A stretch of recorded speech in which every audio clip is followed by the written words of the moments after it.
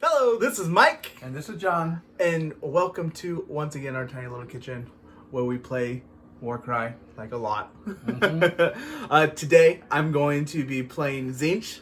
And I'm playing the Khorne. He's a little bit sour that I won last time. Barely, though. By 7 health. So. A little.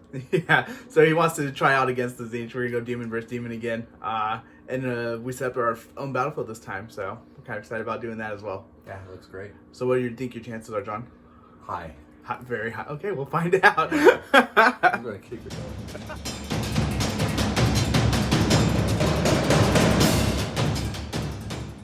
So these are two teams we'll be playing today. Like we said, Tzeentch is who I'm going to be. Here's my leader. He's the Flamer right there. And then these are John right here. And here's my leader. He's the Blood Crusher right in the middle. All right, cool.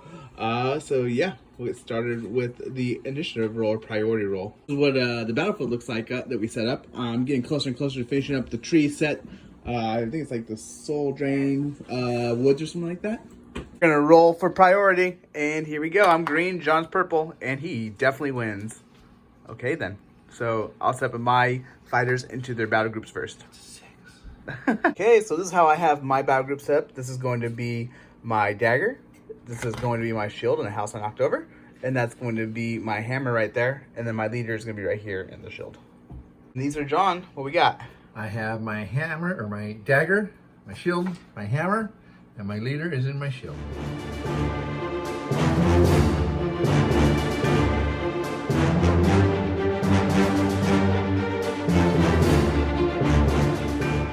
So John won the priority roll, which means he gets to pull the cards. He'll do that now. And we don't have any terrain card because I just set up the terrain by myself. And the deployment that we pulled was knife to the back. It looks like the hammer and shields will start on in round 1, and then round 3, all the way in round 3, the daggers will come on. Victory condition, we pulled Scorched Earth.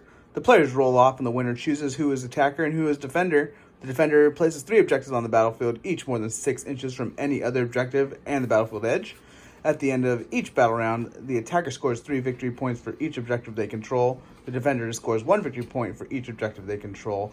In addition, at the end of each battle round, after victory points have been awarded, the defender can remove one objective they control from play. The battle ends after 3 battle wins, or battle rounds. When the battle ends, the players with the most victory points wins. Twist that we got is Rainstorm of Garan. All fighters can use the following ability. It's a double, Healing Rains. Remove a number of damage points allocated to fighters equal to the value of this ability. So just a really cool heal for really cheap. I feel that twist actually fits really well with the terrain that we have going on today. So that's a pretty funny draw. Okay, so now we are going to roll off to see who's attacker and who's defender. I'm green and John is purple. Orange, rather. Or orange and blue. So I win, so I'll pick whether I want to be attacker or defender. Last time that me and John played, I picked defender, so this time I think I'm going to pick the attacker and see what happens there. I get to pick which deployment I want, and I'm going to go with blue, which is going to be right over here and here where my guys start in comparison to John, who will be over there in the center right there. Since John is the defender, he's going to set up the objectives, and we'll show you what that looks like when he finishes. This is where John placed the objectives. You got 1 right there, 1 right there, and 1 right there. Do you have any reasoning behind why you put those in the specific spots they're in? Yeah, I got them as close to the position I'm starting in as I could, so that I can just try to get them from the beginning and hold them. Okay. Because as the defender, I put 1 point for each one I hold, whereas Mike gets 3 if he takes 1 from me. Yeah, so this is going to be the big... This will be a big battle here. Yeah, okay. This is how we're going to look after the deployment. This is going to be my shield and my hammer, and that's going to be... My shield and my hammer. Oh, perfect.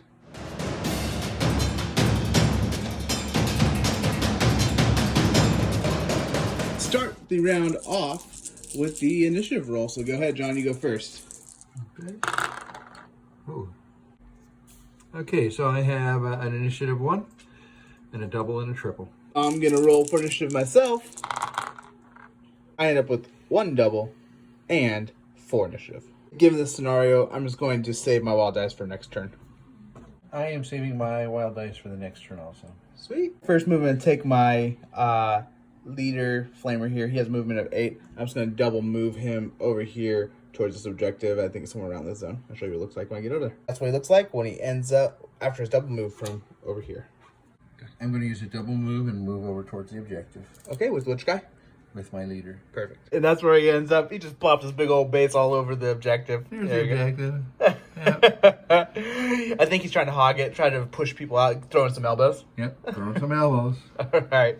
I'm going to take my blue horror here. I'm just going to double move to get in range of that objective, but I might try to stay outside of 1 inch to not get hit by him. That's where my blue horror ends up from moving right there to there.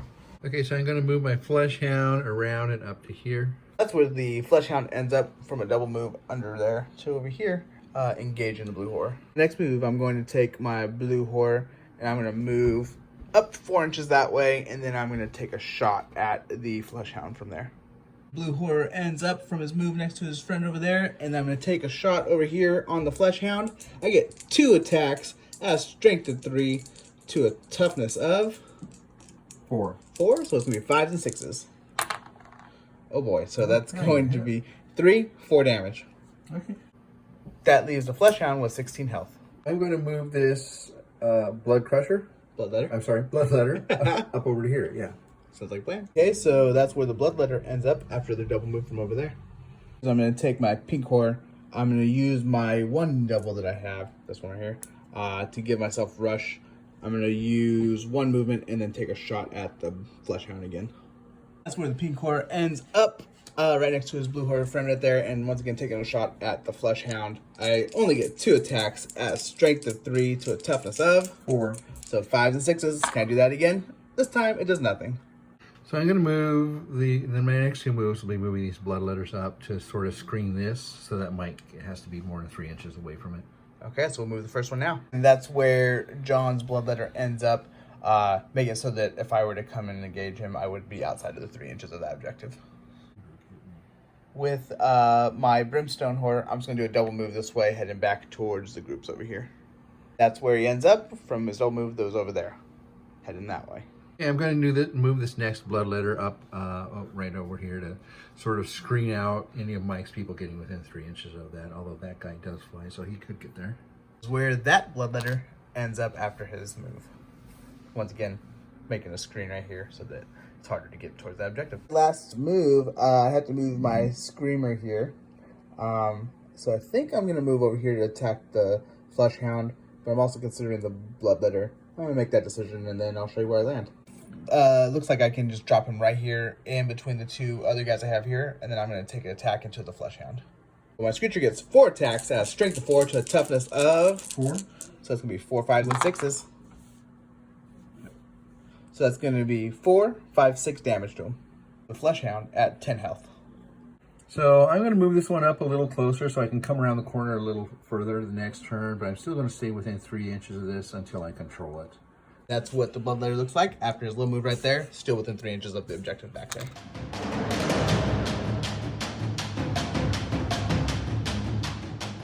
We're at the top of turn 2 now. We're going to roll off for initiative. John, you want to go first? Sure thing. So I have a double and 4 initiative. Now I'm going to roll for initiative right here.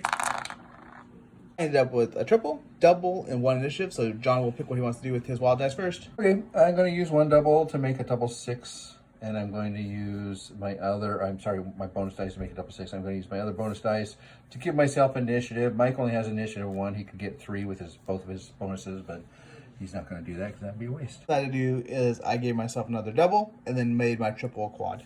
I'm going to use my Bloodhound. I'm going to attack this blue horror. Yep. With my Bloodhound for 2 attacks. I'm also going to use the twist and heal my Bloodhound for 6. Okay, so it's a double, right? Yes, it's a double. Okay, cool. Yeah. That double's called Healing Reigns, and it just heals you for the amount of a double. So he has a 6, which means he'll get 6. So I have 4 attacks at a strength of 4. To a toughness of 3 on the little blue horror. Yep. And then we're also healed him up to 16. Okay, so that's going to be 3s or higher. So that was just 1 hit, and how much damage does it do? It does 2. 2 damage. Oh, Mike, I'm sorry. Oh, ouch. So this is for the second attack? This is the second attack.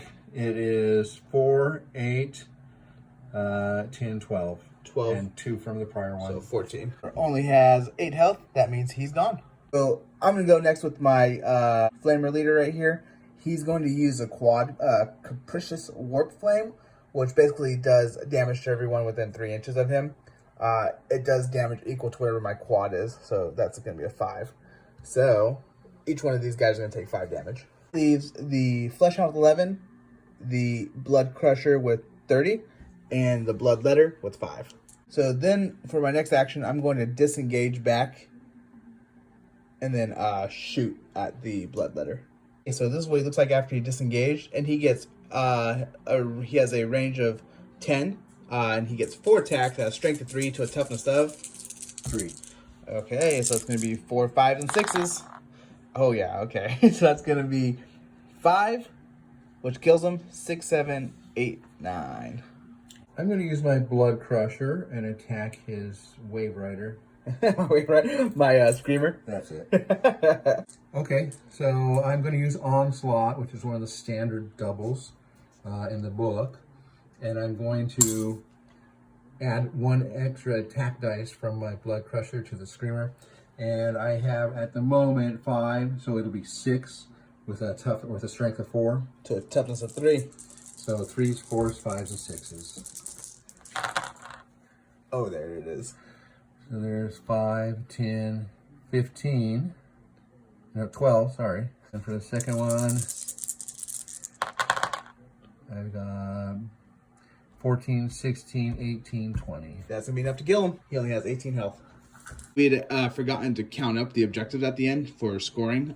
John was holding 1 and 2, and then we were tied here before all my guys died.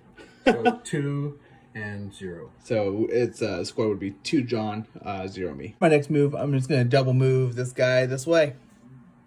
Double move, I've actually decided I'm going to take 1 move towards this and then a shot at the Fleshhound. I'm hoping that I can't even get close enough to score the objective anyway, so I figure next turn I can do a double move if I need to. Or ends up, and he's going to get 2 shots into the Fleshhound. He has a strength of 3 to a toughness of 4. Okay, you know what? I just think that, I think I'm going to use my Locus of Sorcery. It's a double, and it adds half the value to my strength. So I'm actually going to do that. So it's going to add 2 to my strength for range attack, which is going to bring me to 5. So now I'm going to be a strength of 5 to a toughness of 4. That means that I'm going to be at 3 or higher instead. So that's going to be a 6 and a 1, which means I didn't really even need it. But that does 4 damage. So since I already own this objective, I've had it for more than 1 turn, I can move this guy off of it. I'm going to actually move him over to here to start forming up a screen. These guys are coming in at the beginning of the next round, and I want to try to get at least 2 of my guys in here to block them from coming through. Where the Bloodletter ends up after the double move that way, from about right there. Okay, so I'm going to take my Blue Horror, and I'm going to move him up here, and then take a shot at the Fleshhound again. That's where my Blue Horror ends up. Once again, I'm going to use Locus of Sorcery, which gives me extra strength to my range attacks. For this one, it'll be 3, because it's half of 6. So I'm now going to be at a strength of 6 to a toughness of 4. So it's going to be 3s and higher. So it's going to be 3, just 3 damage to him. That puts the Fleshhound at 4 health. So I'm going to move this Bloodletter 5. It's still going to keep him within range of 3 of this, but he'll end up over here. Okay. That's where the Bloodletter ends up after the move from right there. My Brimstone Horror, I'm just going to double shoot into the Fleshhound, see if we can finish up what I started there. I'm going to have a strength of 3 to a toughness of 4. So that's going to be 5s and 6s. Oh boy. So that's going to be 1 damage. And 1 more go. I need 2 6s.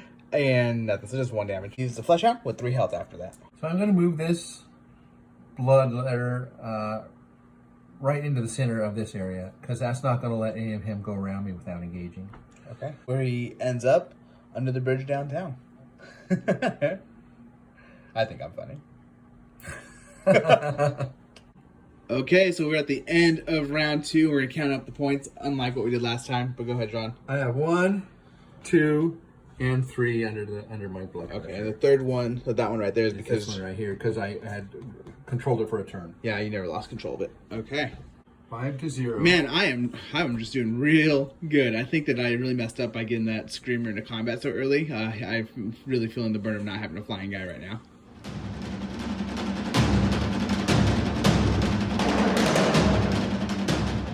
To move into the last round, round 3. We're gonna do initiative first, and I think you need to get initiative, John, to be able to finish up the screen hero, so I can maybe bust through right there. Yep, I think so. Okay, so you're really good at rolling 4 initiative anyway. So what do you got? Okay, so I have a triple and 3 initiative. Oh, that's about what you were looking for, wasn't it? Yeah, it is. For me, I'm gonna see if I can get 4 initiative. No big deal. I got 2 doubles and 2 initiative. And then John will pick what he does with wild dice first. Okay, so Mike could have forced a roll off on initiative, and I didn't want that. I want to keep initiative so I can build my screen here, stop his guys from coming through. But I wanted to make sure I get initiative to do that, so I used my bonus dice on initiative, and then I have a triple 1. I guess I might as well go with making a triple. Nope, I'll go with making another double, actually. There we go. I'll go with that. So 3 doubles, 1 initiative. Next, we're moving into the reserve phase, and John will bring in his guys, and I'll bring mine in, and we'll show you what that looks like in a moment. Okay, so the reserve guys are in. This is John's dagger that came in right here, engaged with my Flamer Leader, and then my 2 guys from my dagger came in back here, getting ready to cause some problems over here. My first move is going to be to complete my screen over here. I'm going to move the Bloodletter up into here and engage both of them, actually. So they're going to have to kill me to wade through, and that's probably not going to happen. So, what the Bloodletter looks like once he's engaged those 2. Pink core here, I'm going to do a double attack into the Bloodletter there. I'm going to use one of my doubles for Onslaught to give myself an extra attack. And that's going to bring me from 3 attacks to 4 attacks at a strength of 3 to a toughness of 3. So that's going to be 4, 5, and 6s. So that's going to be 3 damage. No, sorry, 4 damage so far. 8, 9. So just enough not to kill him. I'm going to break this Bloodletter back to here, and then I'm going to move into here. To be near the objective. Be on the objective. And that's where the Bloodletter ends up after his disengage and then move there. I'm going to disengage my Flamer here and then take a shot at this guy over here. Flamer ends up, he disengaged right here, more than 1 inch away from anything. Sorry about that, Blood Crusher.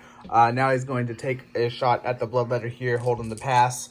I'm going to use my double for Locust of Sorcery to give me 2 more strength to this attack because it's half of 4. So I'm going to be at a strength of 5 to a toughness of 3. So it's going to be 3 or higher. So that's going to be 2, 4, 6 damage to him. And he ends up with 4 health after the little fire barrage from the Flamer Leader here. Okay. All right, so I am actually going to move this Flesh Hound into combat with these 2. Okay. To tie them up for at least one of their turns, so that it's going to be harder for them to shoot, harder for them to move and onto objectives and stuff like that. At the end of my first activation, this is where I ended up, basically in contact or in combat with those 2. I'm going to use my last activation to attack the Blue Horror. 4 attacks and a strength of 4. Okay, so I have a toughness of 3. 3s, 4s, 5s, and 6s. Oh boy. Okay, so there's 2 6s on that guy is 8 points, and then 2 points, so 10 total. So he's gone. Move over here. I'm going to do my first activation, attack into the Bloodletter. I get 3 attacks, strength of 3 to a toughness of 3. So 4, 5, and 6s. Just need one of those to put him down. So that does kill him. I'm gonna use my last activation to move. He has 8, so I'm just come swing it around and get right between the 2 of them. But I'll still be in combat with that Bloodletter. It's my Exalted Flamer right there. I'm going to move my Flesh Hound up to here to be within range of that objective, and I'll probably be engaged in here and maybe take 1 attack. So my Flesh Hound has attacks of 4 and strength of 4. So the Flamer has a toughness of 3. So 3s, 4s, 5s, and 6s. So I got 1, 2, 2, 4, 6 against him. Okay. Brings my Flamer Leader down to 19 health. Move my little guy here for take a shot at the Bloodletter. I'm going to use my last double for Locus of Sorcery to add 3 strength to that attack, and I'll show you what he looks like when he gets over there. The Locus Sorcery, I have a strength of 6 to a toughness of 3, so it's gonna be 3s or higher. Oh, so that's gonna be 2, 3 damage. Not enough. That is unfortunate for you. I'm sorry, my friend. And with my guy not being able to take out that guy, I mean, I think I was going to lose anyways, but I wanted to at least try to score some points, but I'm not even going to be able to do that. Oh no, wall fell. But anyways, so yeah, I can't get to any of these things. All my guys moved except for him. If I would have killed the Bloodletter with the Brimstone, I could have at least scored points by disengaging and then having 2 guys there to grab that one. It would have only given me 3 points, and John would have had like 7, so I still would have lost. But John just did a really good job of placing the objectives and using the terrain to his advantage to keep me phased out. Yeah, he did a really good job doing that. I think that I messed up a little bit. One, especially getting my flying guy into combat really so early for no reason. He could have been over here and taken this one. Yeah, he should have just sat in the back and waited until something opened up there and I could have flown over and grabbed it. I'm not sure why I did that, but it was dumb. And then same, I think I committed too much to here when you had all your guys kind of grabbing. I could have possibly went that way or something. But yeah, it was a good game. John outplayed me and out-strategized me, and well done. I enjoyed this one. If you enjoyed this video, I would say go ahead and hit the subscribe button down below. Hit the thumbs up. And the thumbs up. Comment, let us know what you think. And thanks for watching. This is Mike here in this chair. And if you liked this video or any of the other videos that we've created, then would you take a look at our Patreon? You can find a link for it in the description below. And there, you can become an active member of our creative process and get daily updates on what we're working on. So take a look if you're interested.